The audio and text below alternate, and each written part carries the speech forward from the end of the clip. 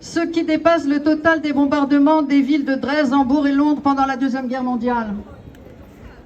La reconstruction dépend du déblaiement de 68 millions de tonnes de décombres, c'est-à-dire 186 fois l'Empire State Building, le plus haut bâtiment de New York. Et ça, c'est sans compter les munitions, les bombes, les missiles, les roquettes, etc., qui sont non explosés sous les ruines. Aucun engin de déblaiement n'est encore autorisé à entrer dans Gaza. On considère que plus de 53 milliards de dollars seront nécessaires au total pour la reconstruction, dont plus de 7 milliards pour les services de santé. Trump, homme d'affaires avisé, on le sait, considère que c'est possible en 3 ans. La côte de Gaza constitue une opportunité immobilière et il dit, Trump, il va y avoir de fantastiques opportunités d'investissement. En fait, pour un rapport de Sciences Po, l'urbanisme pervers de la reconstruction de Gaza, c'est le titre. Gaza n'est plus envisagé comme une ville ou un territoire, mais comme un nœud logistique reliant Israël, l'Arabie Saoudite et la Méditerranée. Les habitants de Gaza apparaissent uniquement comme une catégorie résiduelle, perçue comme un obstacle démographique. Le plan suppose qu'un quart de la population émigrera et chaque départ est évalué à un gain pour les promoteurs d'environ 20 000 €.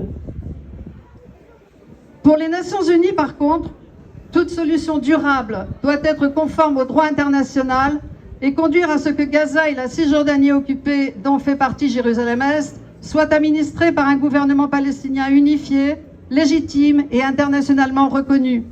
Gaza est et doit rester une partie intégrante d'un État palestinien.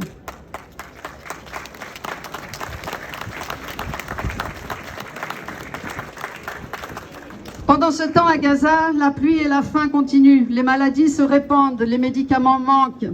Les structures hospitalières sont très insuffisantes, même si certaines parties des plus grands hôpitaux ont été plus ou moins réparées.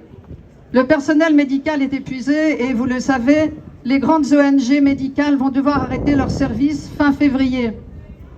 Comme MSF, par exemple, qui apportait des services vitaux en hospitalisation, en chirurgie, en maternité et en approvisionnement de l'eau potable. Un quart de la population de Gaza dépendait de MSF pour l'accès à l'eau potable et qui a refusé de donner les coordonnées de ses employés palestiniens qui risquaient d'être soumis à des violences, des arrestations et des tas de représailles et qui du coup vont devoir quitter Gaza. Rafah, la ville du sud qui a été complètement détruite et qui était le passage vers l'Égypte, donc le passage a ouvert, entre guillemets, lundi dernier. Ça veut dire que 50 personnes par jour peuvent entrer dans Gaza et en sortir pendant 6 heures. Les malades en priorité, parfois accompagnés de 2 personnes. Mais 20 000 malades aujourd'hui ont besoin d'une évacuation extrêmement rapide. Alors 50 qui entrent et qui sortent, vous voyez à quel point c'est complètement absurde et complètement volontairement criminel. Il n'y a pas d'aide réelle qui entre, les camions sont toujours bloqués côté égyptien. Par contre, des gens sont entrés à Gaza et des gens qui ont fait montre d'énormément d'émotions et on a vu beaucoup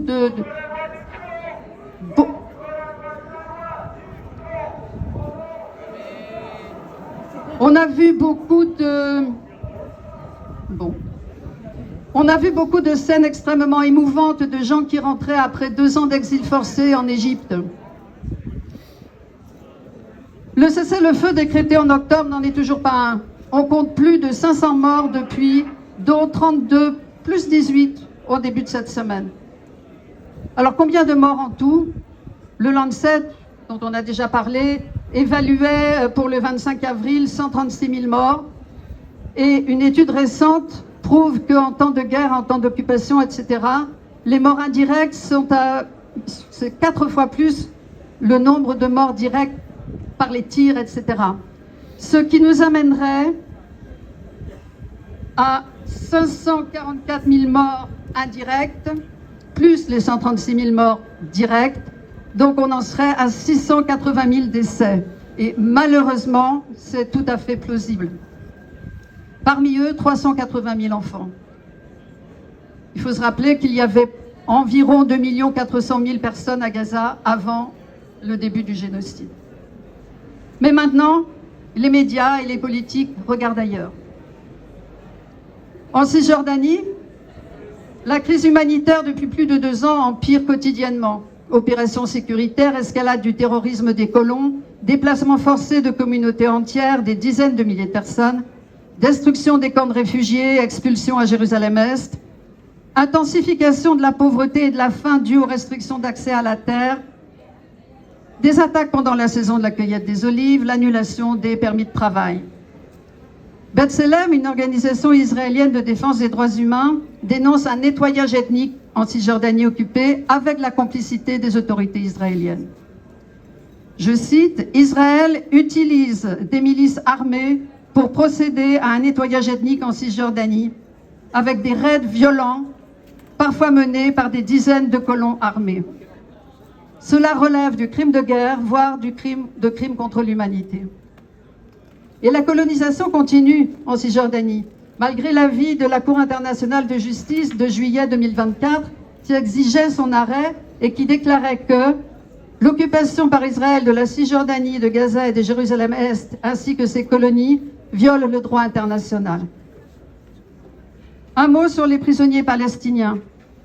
Il y en a environ 10 000 encore aujourd'hui qui croupissent dans les geôles israéliennes, dont 3 000 en détention administrative, c'est-à-dire sans procès, sans dossier, sans avocat, etc., et à durée renouvelable éternellement.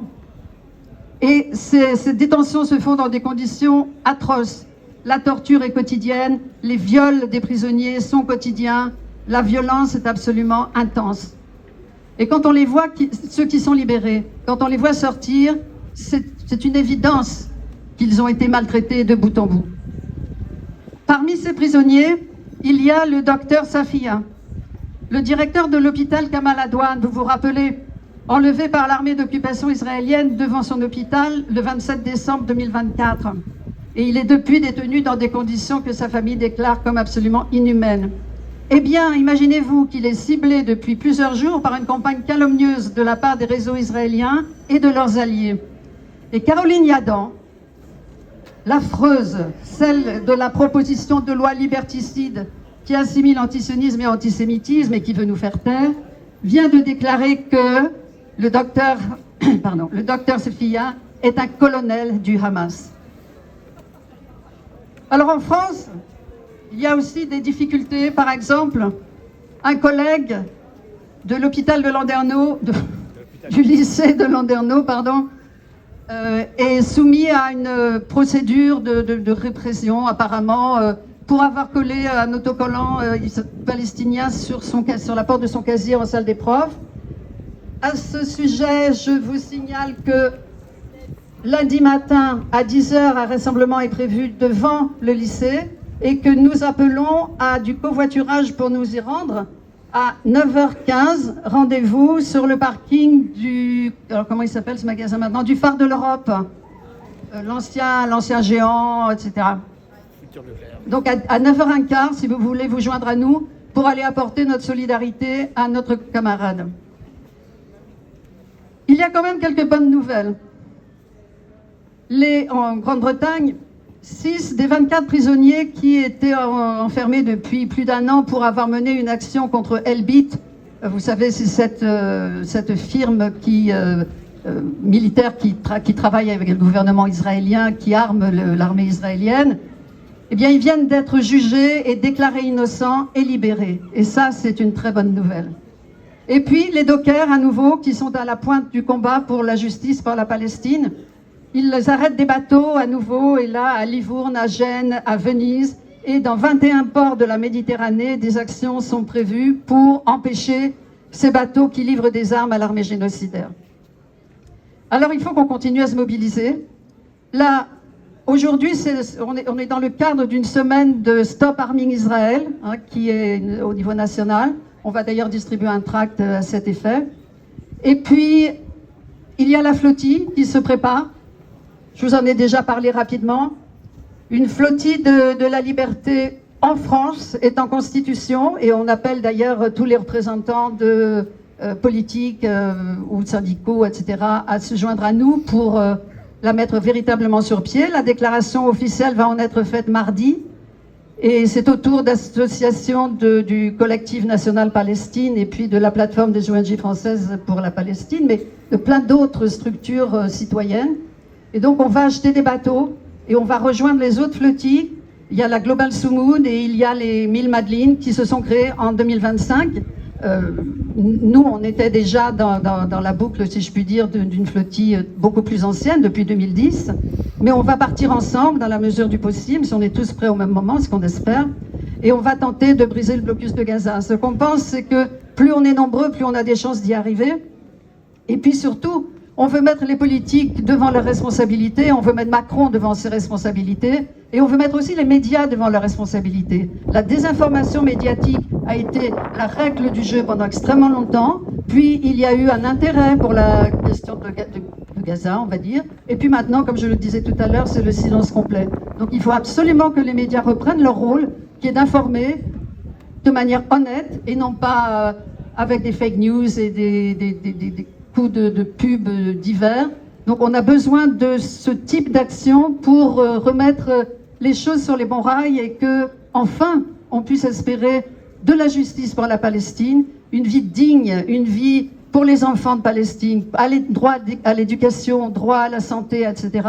Et pour que si la justice est enfin admise et est enfin imposée, je dirais, alors la paix sera possible. Merci.